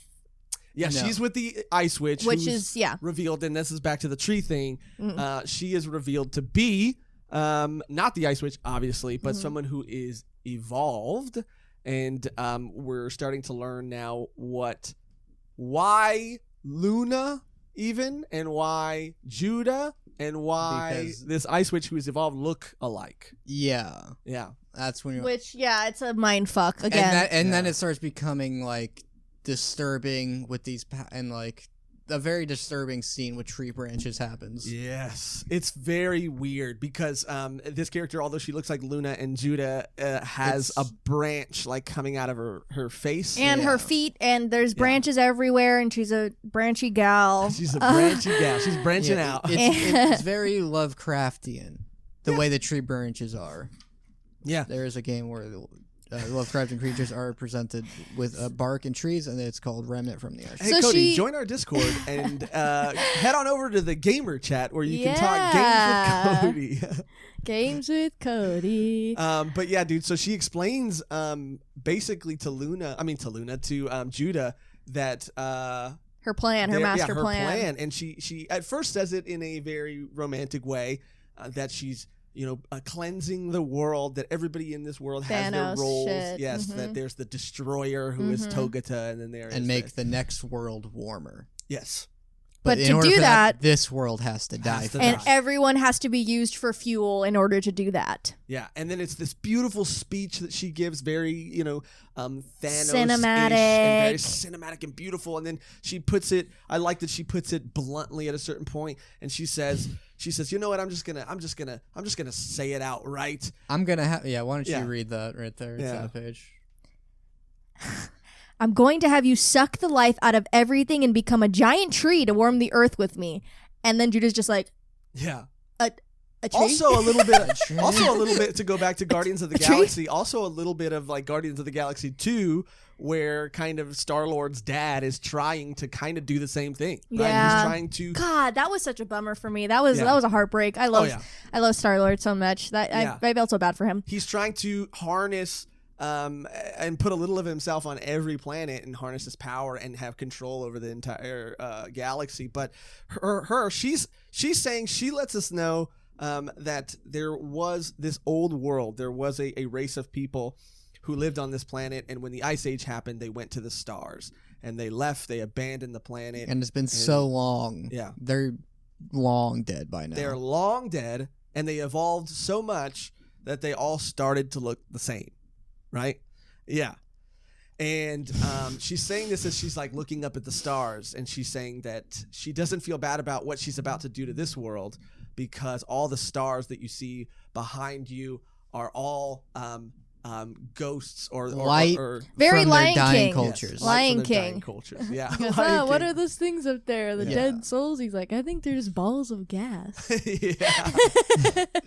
It does that when the Ice Witch, who's a tree witch, reveals like their face, and it's like their faces were like mine, and this is proof that you're an evolved person. Yes. Because we look exactly the same. Yeah, and she was she And- explains why she's half tree. She says that she was going to become the tree, and then she realized that there's probably someone else out there who's the tree. Very smart. Yeah, it's like, well, Well, just fine. Yeah, I can't be the tree and rule the earth. So Yeah. I mean, but I think Fujimoto, what he does right This here is where you now, just know music is like swelling up, giving like the final reveal of like. Yes. What Fujimoto does is he sets this all up beautifully. He makes it dramatic. He makes it cinematic.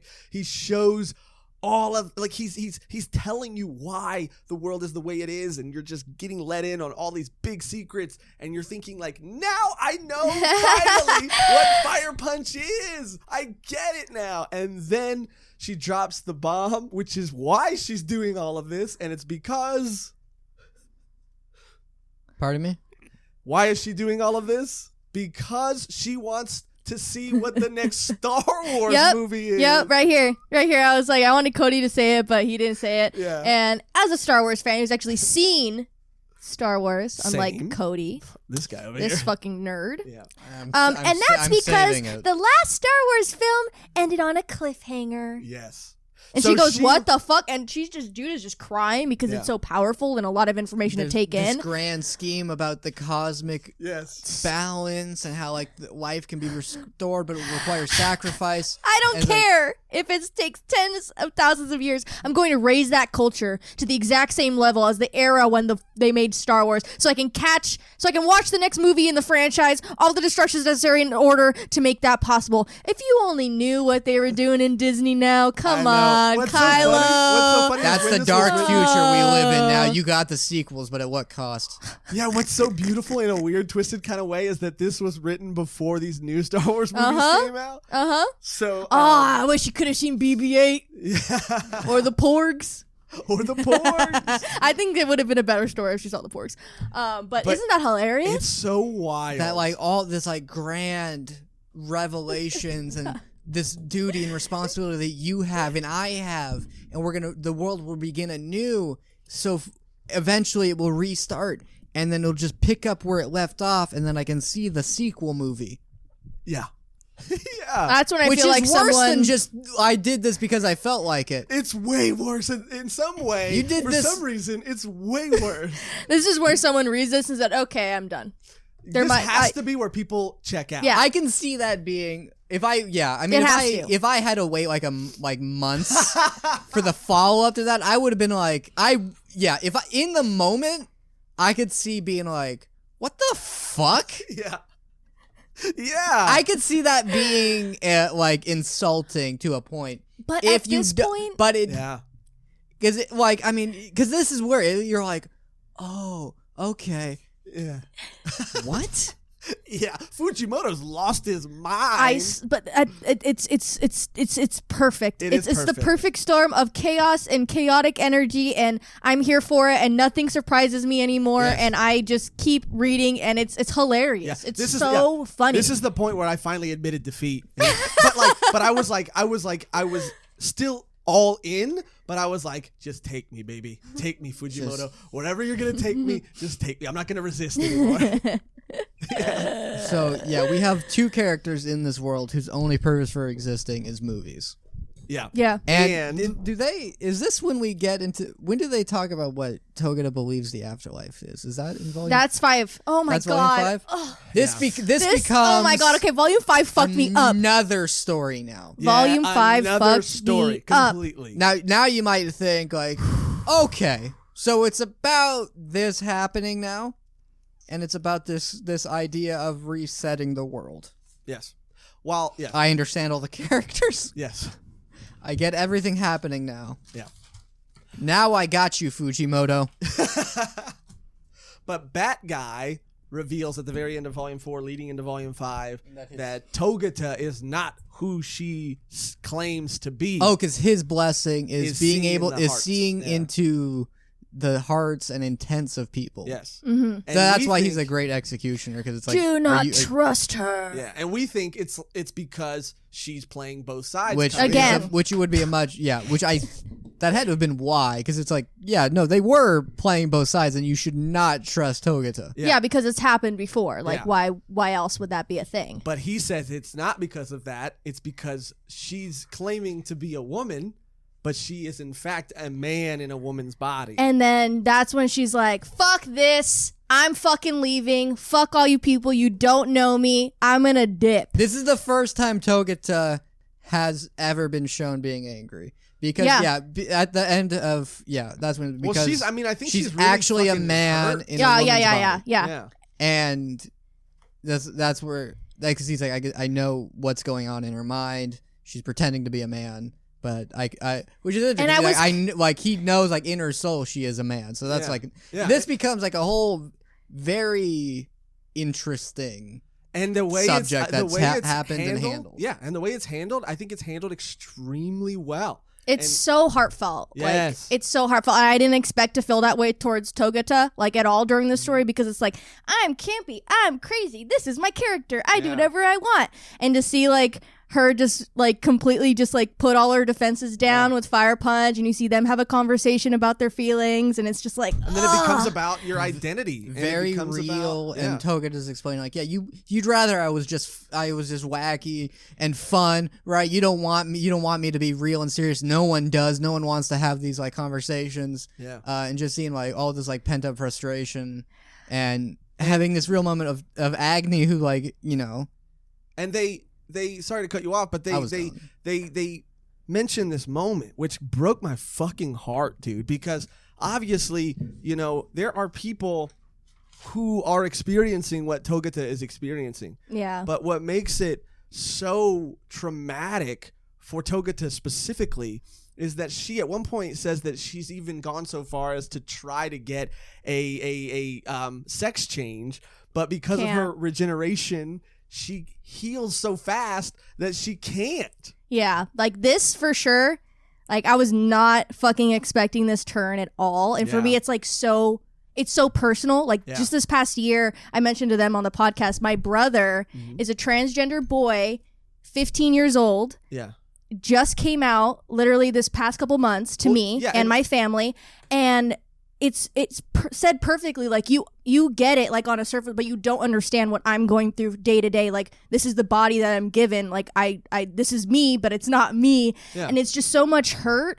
And for her to like not experience someone like giving her that like emotional support, because he's just like, shut up, like I'm gonna call you whatever you want to be called, like I'm gonna give you support. That's like so much. Yeah, and we've mentioned them in previous episodes, and even in our Promised Neverland episode, we cut to a video of them at a convention with your dad, and they were cosplaying the Promised Neverland. And so when this was something that Megan got permission to talk about it too. Yeah. That she told me and Cody, I mean, it just, I mean, yes, it's fitting because we're reviewing Fire Punch and this is a theme in Fire Punch, but also like beyond that, it's such a beautiful thing, and it's such a cool thing, and it's just so, I know there are situations where like, unfortunately, there are families and parents who do not take it very well, and that sucks, and that's terrible, and hopefully that changes.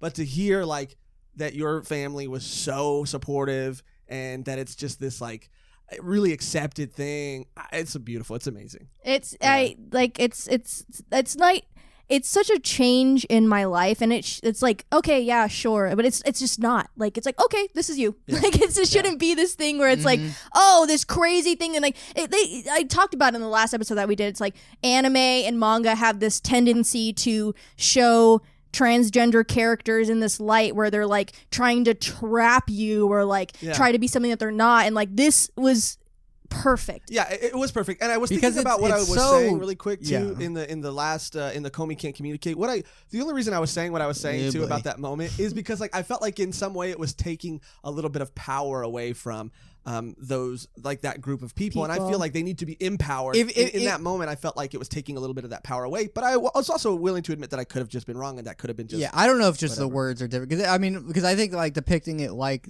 that, it's a little more of like it's a joke.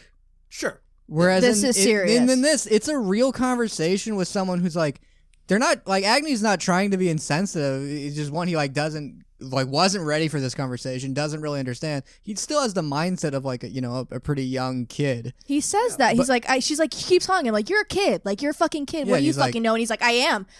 My body grew up, but I didn't. And I was like, I'm still that kid. 7 years. For 7 years I did nothing. Like I'm a kid in a man's body. And people have all this stuff, and I'm just lying and I'm pretending, and you're pretending to be a woman.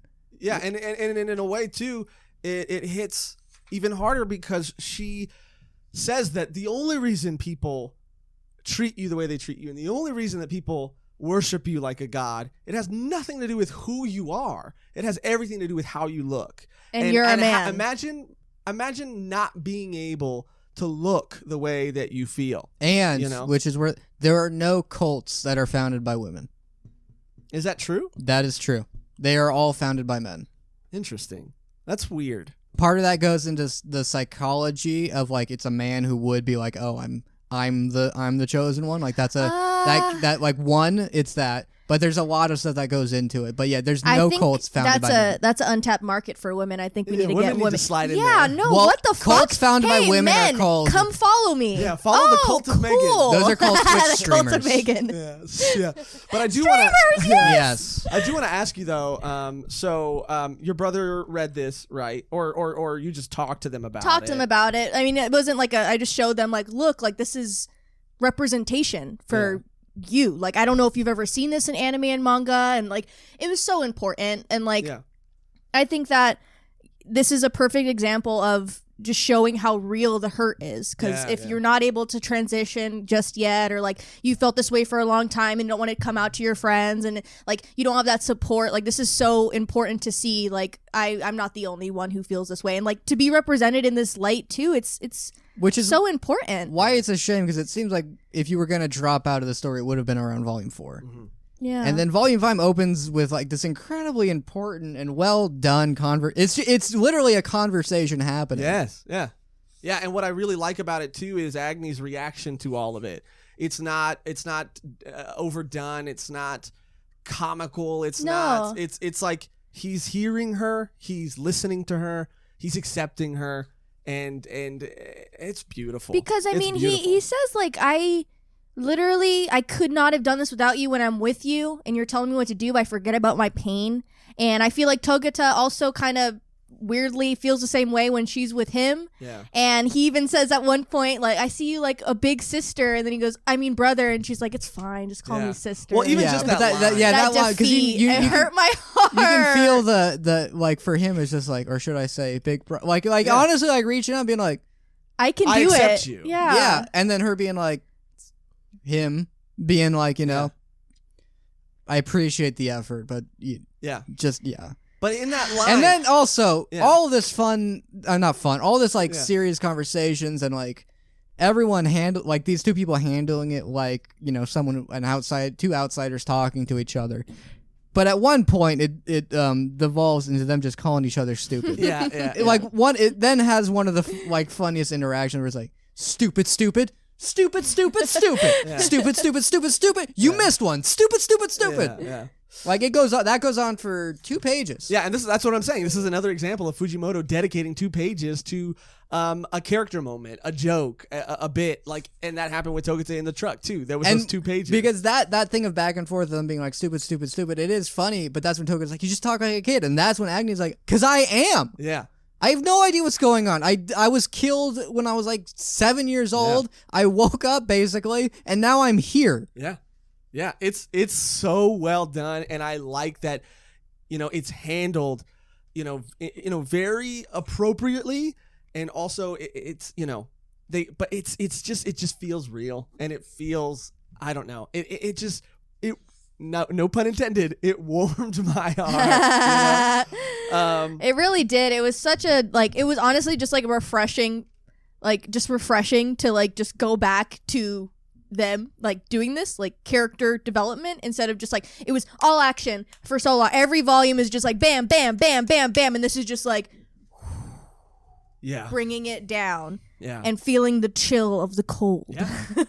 And now here is where it gets weird again, and Togata ends up coming back because Agni accepts her /him and basically says that I'm gonna do some wild shit to Doma. You're not gonna want to miss this. And she's like, okay, cool. And Naneto's just like, I'm gonna keep recording until she gets back because I know she'll want some good film. But when she gets, I'm just like, Naneto, I love you so much. It felt like such a sibling relationship where your siblings are like, hey, what if we do your favorite thing? Yeah.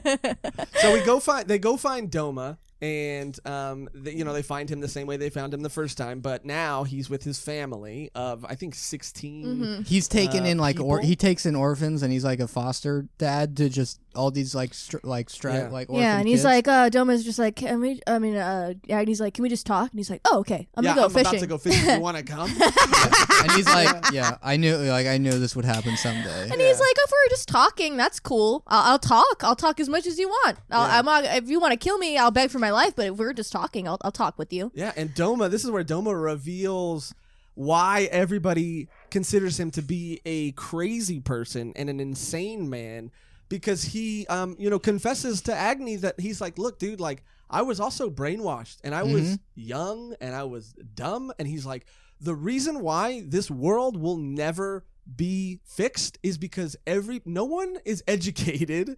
And I was someone who just believed what I was told and did what I thought was right. But there was a day that I came to find that it was all a lie. And based on a movie. Yes. Yep. Based on a movie because they were shown this video. I think it's called like Behemdorg. The Fire of Behemdorg. He was like, I was shown this movie and I was They were told it was like, God. Yeah, it was that's a depiction. That's the real depiction of your god. And and he has fire, and Doma was like, I have fire. He's like, I realized it was just a human actor. Yeah, and then he realized, this guy's an actor, and not only is he an actor, but he is an actor in a bad movie, and and then Togata is like, you son of a bitch. No, I had that copy of that movie. No one else would have had that. You fucker. You burned all of my shit, and he's the one that burned all the shit. And then she just starts going hard in the paint, just fucking punching in the face. Beats the shit out of Doma. No, for sure. And tells him that guy, she's like, and your god, that actor in that C-list movie, was also accused of being a rapist and an alcoholic. So good for you. Yeah. And then that's something Toga does Toga have that conversation with Agni like before or after this, where he's like, there's always these roles we play, and it's like, I like the movies Tom Cruise, but like you look into his past and he's kind of this weird guy, but you just love him in his movies. It's just so idolization that you have to just accept that like that the person you like on screen is not the person in that plays it. Yeah. And then like using that as to be spiteful. Your actor was a fucking rapist. He was an asshole. And he says like, I did things in his name. Like that line too was like, that broke holy fuck. Yeah. And the reveal that he's not actually crazy, because when we do meet him in Volume 1, at the end of Volume 1, he was like, he seems kind of fucked up. He does seem a little out of it, and he does seem like, okay, maybe he is crazy because he's just caused so many people pain. He's lost his mind. Maybe the blessed has an effect on him. But then you realize, like, he's not crazy. He's the opposite. He found out what was happening, and they went, no, he's crazy. Yeah. Cool. And then he was like, it was for a movie? Yeah. None of this is real, and not only is it not real, but it's bad. It's bad. It was a bad movie? Yeah, it's another turn. It's another turn. And here's a consequence of existing in a world where bad movies can exist. It's a fun little add-on. It is kind of funny to think that like if there was an apocalypse, because everybody has that conversation, right? Like what things would be left behind generations down the road. What if they found like, Good Luck Chuck going back to fucking Chainsaw Man, when she's like, would you want to survive in a world where there's bad movies exist? Oh yeah. And he goes, yeah, I do. And now I do, and maybe now that you say that, I am starting to see some like callbacks to Fire Punch in Chainsaw Man that I think at the time I wasn't aware, but I think are done very purposely. There's this movie called The Man from Earth, and the whole movie is just these people in a cabinet talking, and the guy reveals like, I'm immortal. I have to I'm leaving my job because people will notice that I don't age, so I'm telling you guys this. And the whole time they're like, oh, was this a bit you're doing? Yeah. And they ask him like a series of questions like to prove that he's immortal. So like, why don't you have like an ancient artifact? He's like, you see this pen? Hold on to it for the next 100 years. Like all this stuff archaeologists find, it was just shit people had. Yeah, it's not like sacred. They'll find a vase. It's like, you know what that was? That's where they stored their water. Yeah, it didn't actually mean anything. Yeah, like if you find like these ancient like drawings, like that was just a drawing. Yeah. Like there'll always be stuff where it's like, we found this, it must have had all this significance to the culture, and it's like that was just something that guy had that happened to like be able to survive it. Which is so crazy. And hear me out, and this might be what you're saying, but the fact that people point to hieroglyphics as being these like insights into a world that was potentially ruled by aliens, like imagination has been something that has existed forever. And so although like if someone were to find, let's say, for example, a comic book but drawn on a wall that has aliens don't exist in our world, but if people were to find that mural thousands of years later, would they think to themselves, this culture was ruled by people with superpowers and aliens? It's like, no, that was a story that someone made up. So many of these like interpret like, it was a report, we found this. It relies on like the belief that everyone before like 60 years ago didn't tell like fake stories and didn't exaggerate things and didn't make jokes and didn't have like a sense of like, oh yeah, that was great. Of like no sense of like there are all these like super literal interpretations of these cultures, like, you know, where it's like that could have just been a thing. That too, and then like other times too, like the whole like dragon conversation, because dragons could have existed because every culture like has a specific story about dragons, which is weird. And like if everyone has a story and they weren't really communicating, like how the fuck would they know, like stuff like that, like, oh, I believe that would be true, but like it's also people wanted entertainment and they want to go in the fantasy, like it's a thing that humans have been doing for a long time. So like one of those things, like map makers, you know, that used to be a job. And so what they would do whenever there was like, that's just big empty space, but if that feels awkward, you know, that's not, you know, your map, the map, so just fill that with like they would just fill it with a drawing of a dragon or a giant serpent. But it didn't even take centuries. It took like, you know, someone just getting that map secondhand to be like, they mapped out a dragon is in this location. And like that happened so easily like back then. And it was just, and that was just like a guy being like, that's nice. I don't like that empty space there. So it was, and that created all these like imagines like, what if there were giant serpents out there? We should sail out there. What will we discover? And it was just a doodle. So yeah, in a weird way, Doma is talking about our civilization on a level, right? Yes. Yeah. That's what that's the new commentary that this becomes about. Yeah. About putting all of this value into things you just found. Yeah. This series is amazing. Because it's funny, because a lot of like these, I took like an anthropology, you know, class, whatever, but it's like a lot of this, like, ancient important stuff is like, it's usually just the trash pits. Yeah. They would find like, there were ancient bones here. It's like, that's because where they threw, because again, it's like humans aren't, you know, like, you know, if you were born into this culture, you would have been this person. Yeah. If you were born 200 years ago, you would have been this person. But humans, it's not like we evolved like this personality. Yeah. Like back then, it would have just been, fuck. Yeah.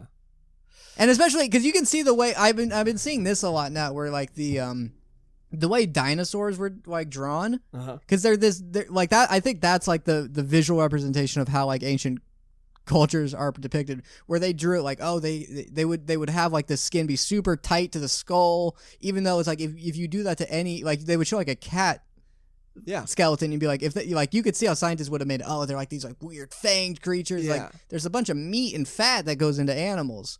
And there's the one for the Stegosaurus where it's like, this super long neck. It's like, but penguins have a super long neck, but they have a lot of like support systems to it. Yeah. But they just literally translate what this skeleton would be, and it's like that's probably not. And it's like, what are you basing that on? Yeah, and why are we so ready to just believe it? And it's like that's never gonna, like they were dinosaurs had feathers and like that, and they're like they don't even bother like depicting. The fact that we were literally taught that in school and now just believe that to be fact is like kind of insane. Where it's like that person, like what? Yeah, it's like that was like this is what they looked like, and the people who discovered when the dinosaur skeletons started being discovered, they were like rivals. So people would just make shit up, and we know that. We know, like in letters, that the guy was like, "Actually, I found an even bigger one," and now that's just considered true because they were just some petty asshole was like, "I like literally, I just don't like that other guy." Yeah, I mean, we could talk about this all day. That's another interesting conversation. But another thing this story is tackling, and just again, this series it's saying so many things, and it's saying them so well. But Agni. Yeah.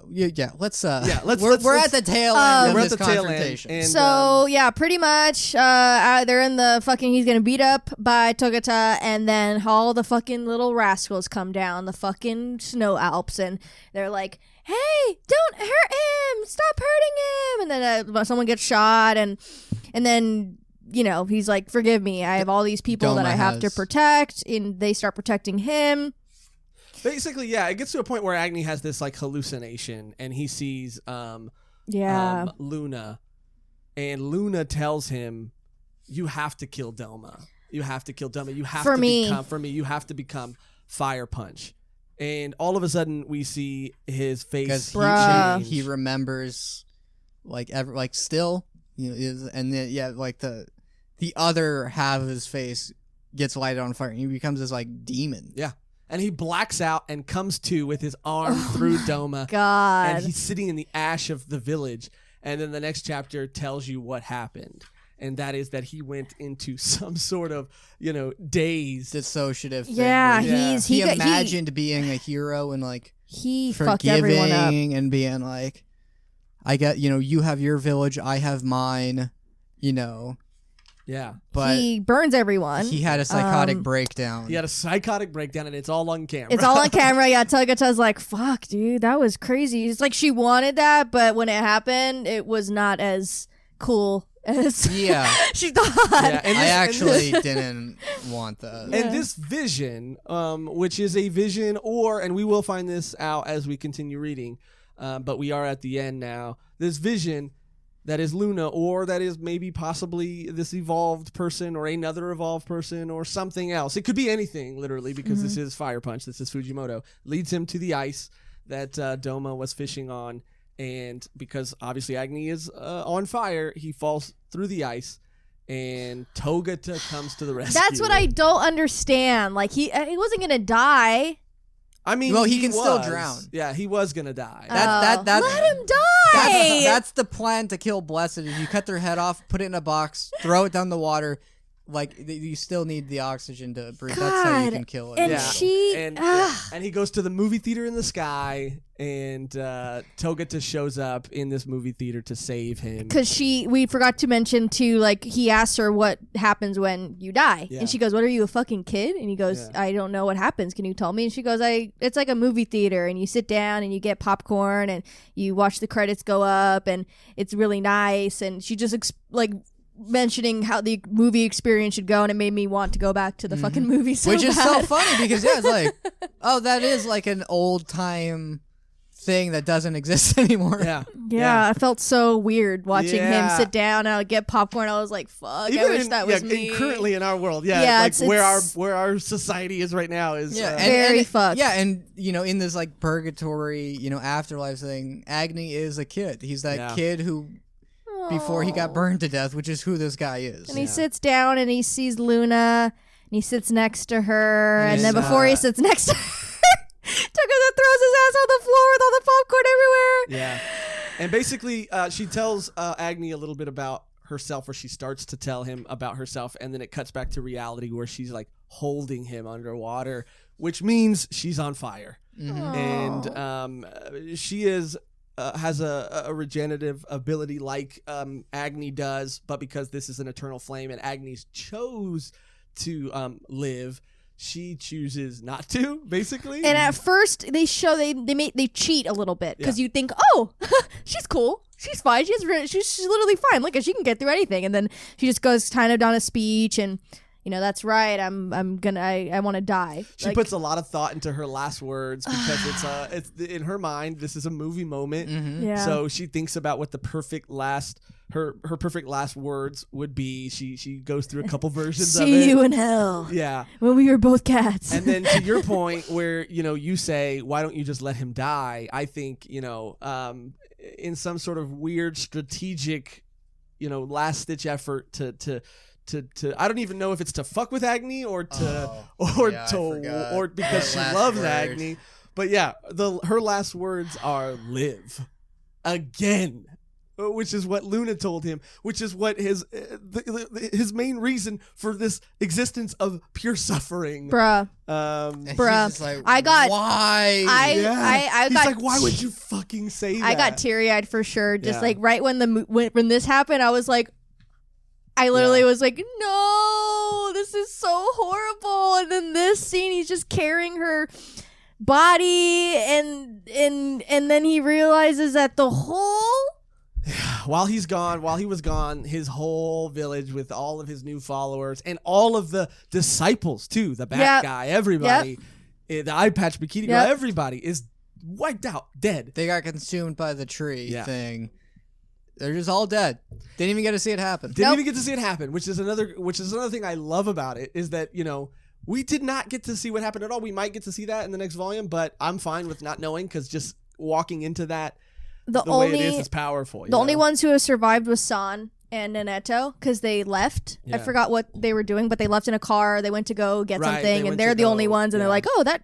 And they mentioned that tree's Judah. Like, it's just a giant tree going into the fucking air. And the bomb that it leaves on this time, which is every volume seems to do this, is that the evolved tree ice witch imposter basically says that every story needs a villain, and Agni is a villain. Straight up, he is a villain, and he needs to die for this new world to be born. But I thought that was a powerful place to end it. Like, he's been struggling with, like, am I a god? Am I a hero? Am I a boy? Am I a villain? Am I a monster? What am I? And she's definitively saying, like, you are a villain, and that's it. Point it's blank, that simple. Done. Yeah. Which, wow. And my God. That's why I was like, oh, okay. This is when I start being like, I feel sick. Yeah. Yeah. I feel dizzy. Yes. Yeah. That's the more. I don't feel sick. I just feel like discombobulated. Yeah. Mm-hmm. Yeah. I mean, genuinely, what a fucking roller coaster this series has been. And there are 3 volumes left. I know. I can't even imagine. I literally can't even imagine what's going to happen. Like, I could not tell you what could happen, like, at all. Like, I really, I have no fucking idea. You stopped at 5? Yeah. Okay. No, I'm gonna wait. Do you have any theories to where this can go? No, I literally could not tell you. Anything could happen. Anyone could be killed. Anyone could rise up. I couldn't. Because I read this and it's like, there's nothing to hint to you. Like, what happens, and like there's like in this stuff is still set up. The stuff that's set up will pay off, not in the way you think it would. Yeah. Where this story will go, it's like, if you're able to be like, this is gonna happen, you deserve like some sort of award. Yeah. If you can read up to volume 5 and be like, I know what's gonna happen now. Blah blah blah blah blah. If you're like, I think you're the smartest person in the world. I understand why people are in and out on this series. I completely get it, and I'm not even all the way through it yet. Yeah. But this story is quickly becoming one of my favorite series. Just in that, for nothing else than at least it is always unpredictable, and it is always fresh, and it is always new, and it is always, like I said, an emotional roller coaster constantly. Yeah. I can't wait to see what happens in the final 3 volumes, but I think that's going to do it for part 2 of our volume done on Fire Punch. Yeah, I like going through Megan's notes here at the end, because I think that's fun, a little insight stuff we missed. You wrote here, and you highlighted it, fuck Rod. Oh, yeah. That might have been in the translation that I read, but they say like penis, and then she goes, what's penis? And she goes, fuck Rod. That's definitely in the translation you read. Oh, okay. And that's not fun for me. And I thought it was funny.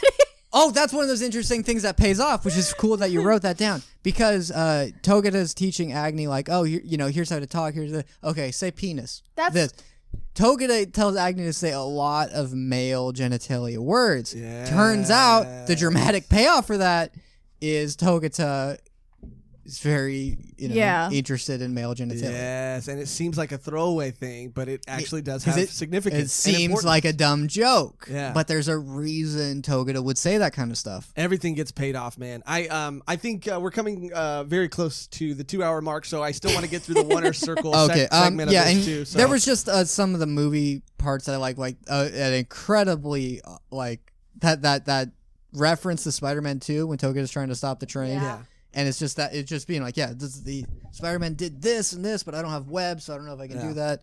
And then Togata directly quoted from The Running Man in the train scene, where she goes, I like you, I'll kill you last. Yeah. And then, I lied. Yeah.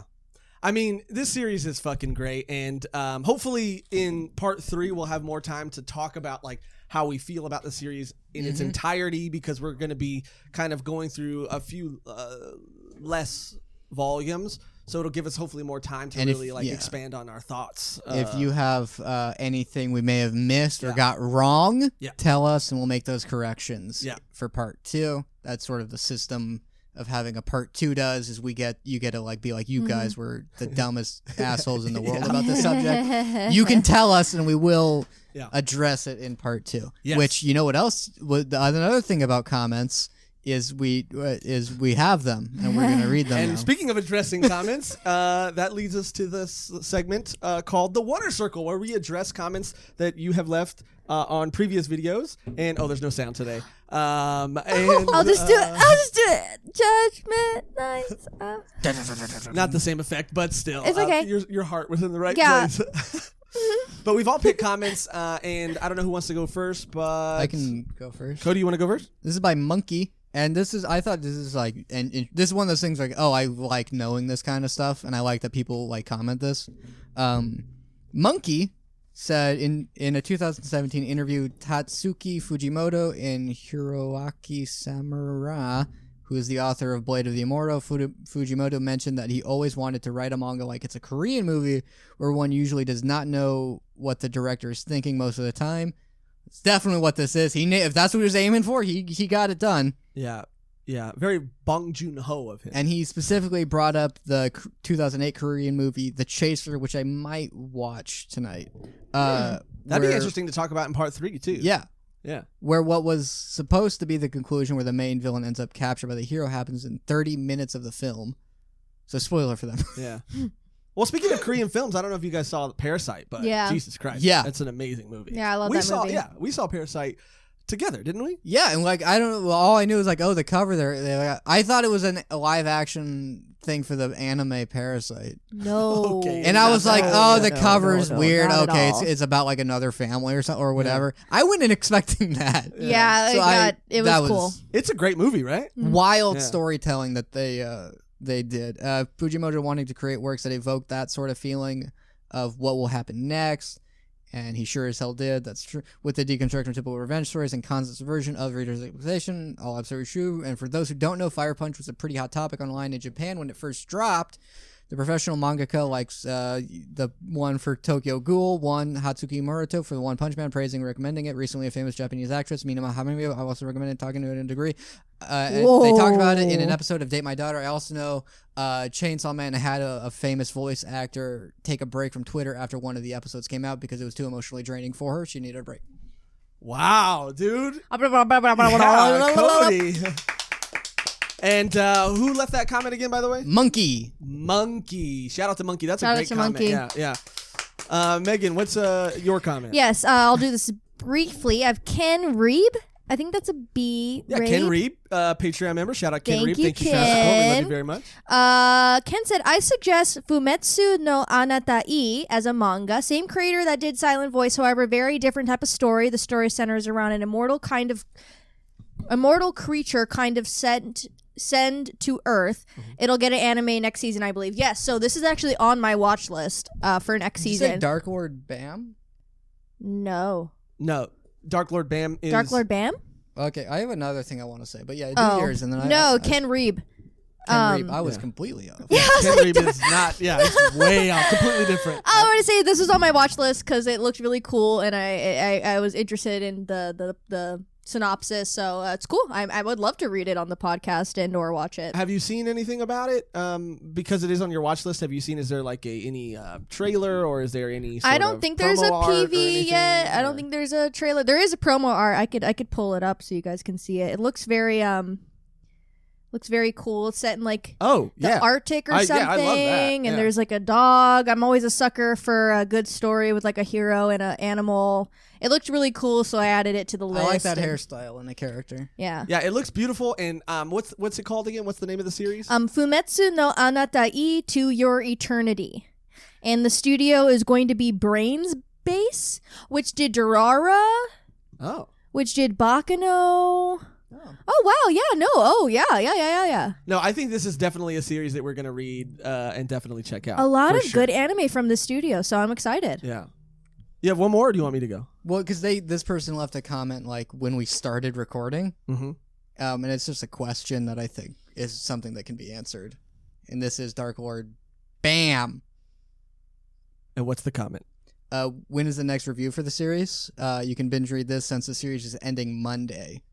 So What series? Hell's Paradise. Yeah. Oh, okay. So it's ending soon. So and love your if thoughts you've- and opinion about listening to things are different from how I seen it. Yeah, if you've made it this far into the episode, let us know if you want Hell's Paradise to be a volume done too, because I know that it's something I think we would like to do a volume done on. And we're also trying to implement another series called Volume 1 Redone, which we'll talk about later. But those will be kind of in between volume dones. But I would love to do a Hell's Paradise. Yeah. So volume I done. mean, part 2 of this we're gonna do next week.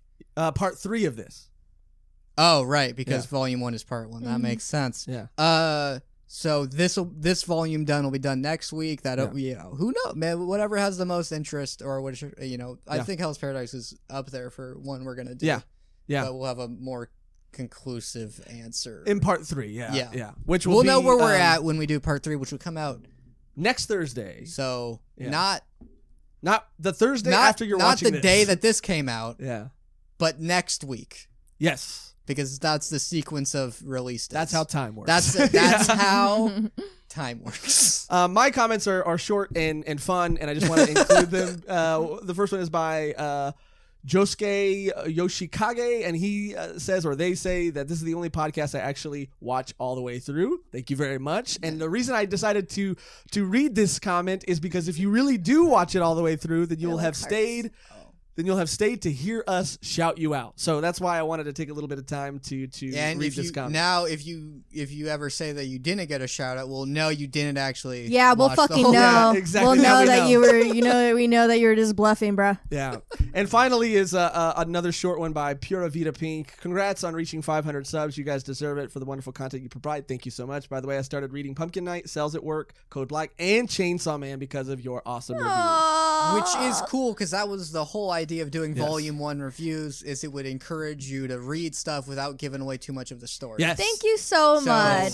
So sweet. Yeah. So wholesome. My heart is warmed by all of your comments, guys. Yeah. It's amazing. And that's why we love this segment, this section. We love, reading your comments out loud and opening up this dialogue with you guys. And like Cody said too, like to hear that like someone is actually going out there and reading these series, like is the reason we do this. It's to share, things we love with other people who might love and enjoy them too. And so, yeah, thank you for that comment. That was all the comments. Kinda they're great. We really appreciate them. Confirmed we're doing what we're trying to do, Yeah. which is, I don't know what else there is to do now, because Yeah. Well, that's it for part 2 of our Fire Punch volume done. Stay tuned for part 3, where we're going to be reviewing volumes 6 through 8, and then we're going to give our thoughts on the series as a whole. Thank you so much for just clicking the links. If you want to check out the Patreon, you can check out the Patreon. If you want to jump in our Discord, jump in our Discord. Follow us on all social media. They'll be down below. We love you. We appreciate you. You guys are the fucking best. And we'll see you guys in part 3. Now, all that's left to do is get out of here on our outro that's always the same and never changes, which today is... Big Daddy energy. Big Daddy energy. Keep your Big Daddy energy. No. yeah, until next time. Until we see next time, Yeah. keep that Big Daddy energy up. Yeah, keep your Big Daddy energy up. Keep your Big Daddy energy. Yes, up. Okay. perfect. All right, thank you guys for watching and listening. We'll see you guys in part 3. And until next time, Keep your Big Daddy energy up. everybody... Dwindle. Don't feed the fire. Feed the The flame. flame of passion, your fire, like my desire. Whoa. My heart, Poetry. heart's on fire. Fire burns. Whoa.